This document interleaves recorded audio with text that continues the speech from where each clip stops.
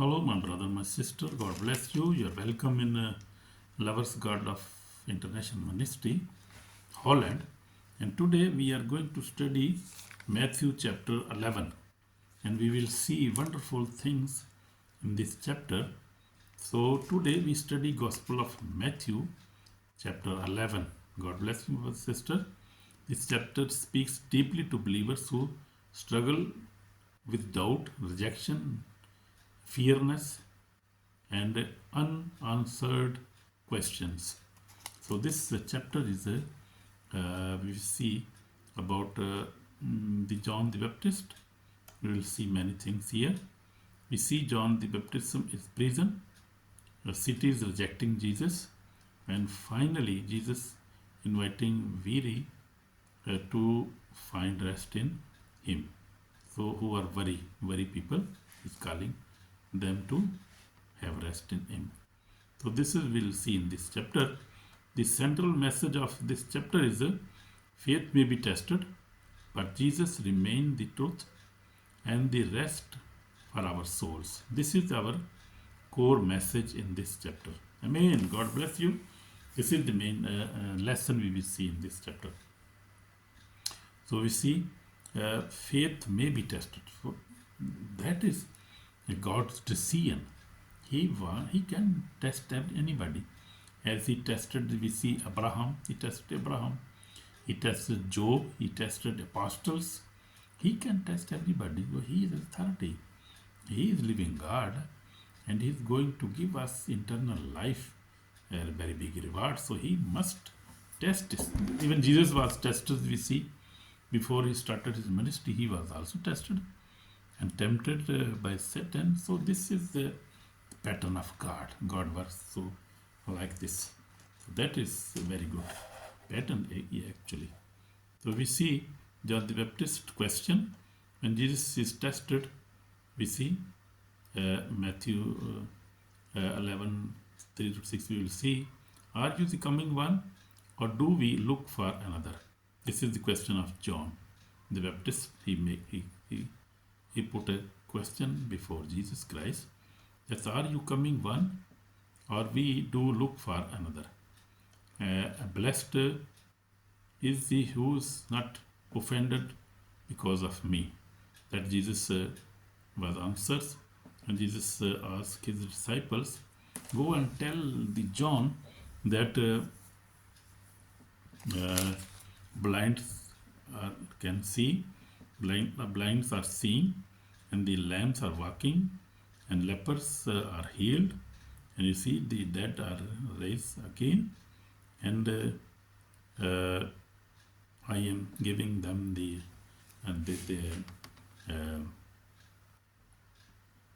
gospel. I am preaching them the gospel. So I am giving them the joyful good news. So Jesus told the disciples of John who questioned, who made such question. And we see John was in prison. He was confused. He got confused when he was in problem, in trouble. So we also sometimes get confused when we face any problem, persecution, opposition, problem in our business, in our marriage, in our family. So we also get sometimes offended.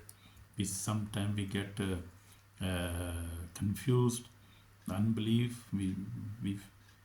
Unbelief come in our life. Fear, we face unbelief. So this was the case of John here.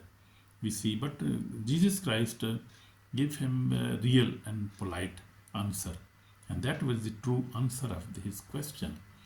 And Jesus never rejected him, he never blamed him, because we see John in the beginning of Jesus' ministry. When Jesus started his ministry, he was baptized by John the Baptist. He gave him the baptism, and even he was telling the people that this is the right man, this is Messiah. He will baptize you with the Holy Spirit and with the fire. And he was saying that this is Messiah, this is Son of God. We see it even in John, in Matthew, we see those he was preaching and were teaching and telling his disciples and other people that this is the right man. I am not Messiah, he is Messiah. But we see just few chapters after, in chapter 11, we see when he was confused, when he was arrested by the king of that time, so he was confused. But Jesus never, he never minded. He never mind that thing. But he was happy because he know the situation of baptism, John the Baptist. So he was not annoyed. We see. So Jesus testify about John faithfulness on earth.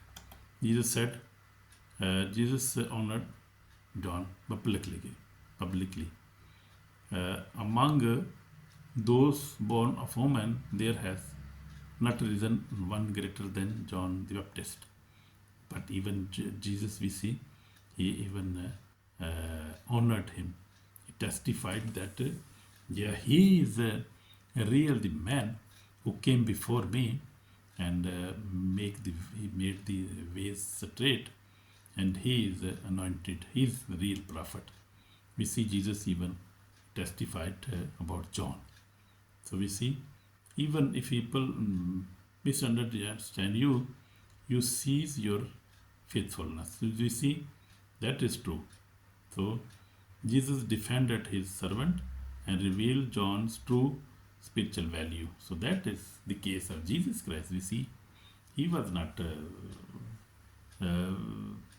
offended, not angry about this question, but he told really the real thing about John the Baptist. Who is he? So even we go on now, a generation that refused to respond. In Matthew 11, 16, 19, we see Jesus compare the people to children who are never satisfied. We see that. So people reject truth no matter how it comes.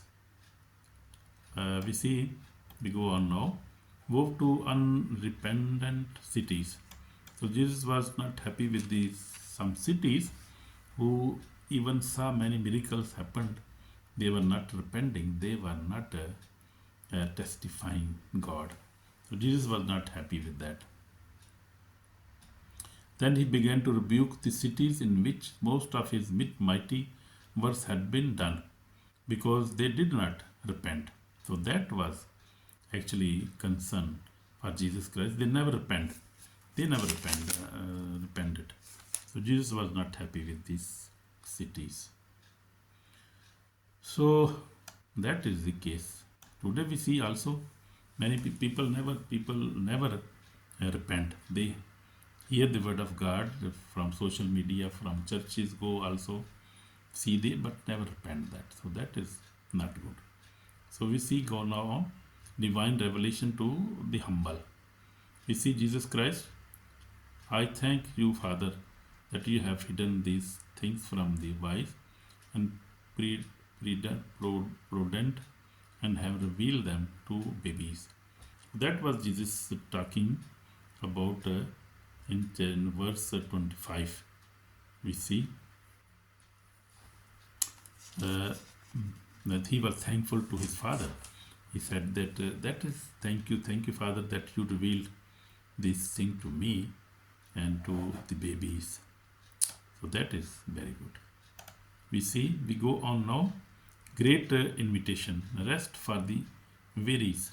We see in Matthew, in the last verses, we see 28 to 30, we see, come to me and you, all you labor and are heavy laden, and I will give you rest.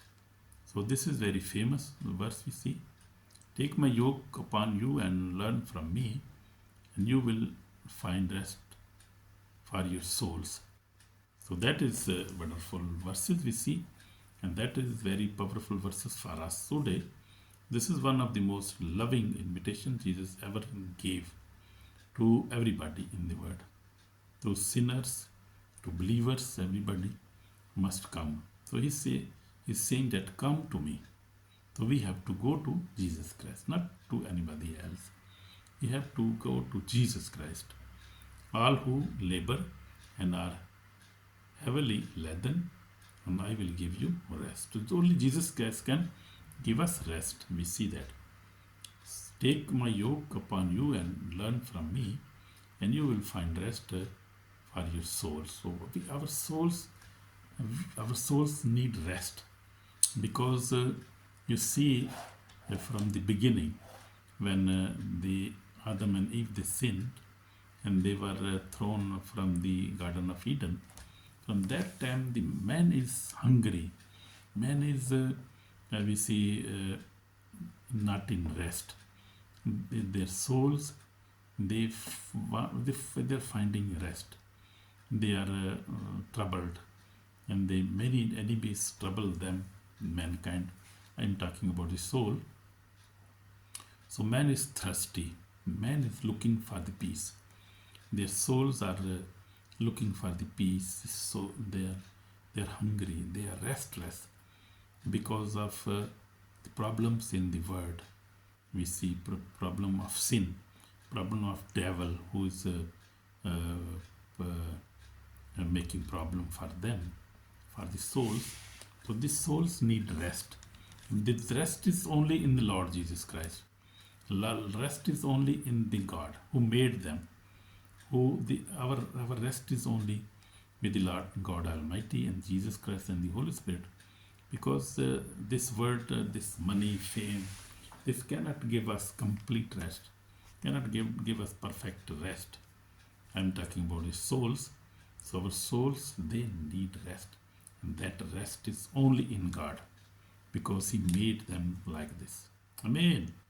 God bless you. So religious burden, but Jesus gave rest. We see many burdens, but God gave us rest. Jesus answered doubt with trust, not condemnation. Jesus invited the broken, not the proud, to find rest in Him. Amen. So my testimony is also, we see, I walked with Lord 46 years. I faced trials, misunderstanding, and hard seasons. But I am thankful to God that God is faithful to me, and I am in His grace could overcome many, overcome all kind of sins, and I could live a holy life. That is by the grace of God. It's not my effort. It's the grace of God. So we see in spiritual reality, enemy is not happy, and believers remain faithful during trials. Doubt, offense, and weariness are tools He uses, but Jesus offers victory and rest. That victory is only in Jesus Christ's name. Amen. Because many verses supported our victory, as Jesus said in Luke 19:10, 10:19, we see Jesus has given us authority over serpent and all kind of such things. So Jesus has given us authority. That authority is with us. Amen. God bless you. So we are victorious in Lord Jesus. We will really live with Him, read the Bible, we obey His words, and we love each other, we forgive each other. Then authority is with us. And He is faithful. Our God is faithful. So this is the call of repentance now. This is calling you today, my brother, my sister. Repent of unbelief. Repent of pride. Repent of resisting God's voice. So these things we have to repent today. Very necessary. Because there is a serious warning. Those who reject Jesus in Jesus' invitation now will face accountability in the day of judgment. So that's very important. Brother, my sister, we have to repent today of our unbelief, our pride, our resisting the voice of God. So that is very important. Lord Jesus, we will pray now. I will pray for you now. Lord Jesus Christ, I come before you.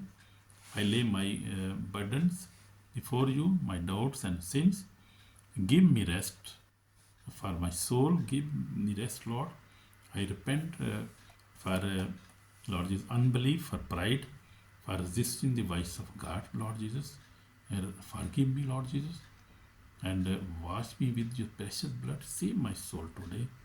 I repent, Lord Jesus. I repent before you. Bless me, bless my family, heal me, deliver me, and give me breakthrough, Lord Jesus, financial breakthrough also. I come before you. I repent for all these things, and I know that you have listened my prayer, and you have blessed me already. I thank you, Jesus, in Jesus Christ's name. Amen. My brother and sister, God bless you and give you peace in your life.